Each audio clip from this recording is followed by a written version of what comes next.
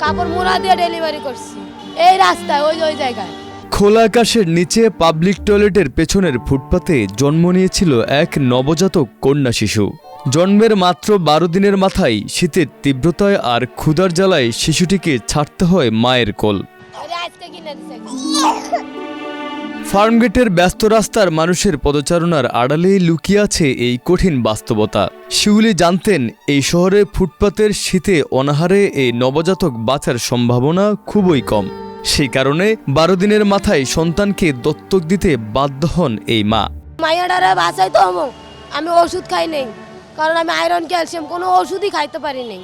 Apple পেয়ারা চায়া নিয়ে যেটা পারছি খাওয়াইছি, কিন্তু খায়াও কোনো পুষ্টি হয় নাই, মাইয়ার কোনো সুস্থ সবল চোখে দেয়নি। তারপরে যে মাইয়াটা হওয়ার পর আর বাপে কইতাছে, আরে মাইয়াডারে পালতে পারবি না, দিয়া দে।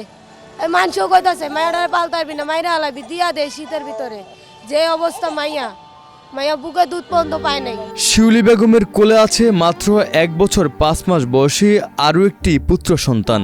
এরই মধ্যে জন্ম নিয়েছিল এই কন্যা সন্তান, কিন্তু জন্মের পরপরই শুরু হয় আরও কঠিন লড়াই। শিউলি বেগম বলেন, গরম কাপড় ও পুষ্টিকর খাবারের অভাবে নবজাতক চলে যায় জীবন মৃত্যুর সন্ধিক্ষণে। এমন পরিস্থিতিতে বাধ্য হয়েই 12 দিনের সেই কন্যা সন্তানকে দত্তক দিতে হয় একটি খ্রিস্টান পরিবারের কাছে। মায়ের পালক দিছি আমি এই খ্রিস্টান মানুষদের কাছে, আর আমি মুসলমান। তার পিতা দেখছি মুসলমান, শুনছি মাইয়াটা বলে খ্রিস্টান, হুন না লাস্টে দিয়ে দিছি। বাঁচাইতে হইব তো মাইয়াডারে আমার। পর মাইয়ারা যেদিনকার দিছি ওদিনকার নিয়ে হাসপাতালে ভর্তি করাইছে, আর আমগরে কয়া দিছে তোমার মাইয়া যেদিনকে সুস্থ হইব ওদিনকে তোমার আয়াতে দেখাই নিয়ে যাবো। কিন্তু মাইয়া আমার বুকে আমি আর কোনোদিন পাবো না। শিউলি বেগমের গল্প যেন প্রশ্ন ছুড়ে দেয় সমাজ ও রাষ্ট্রের দিকে।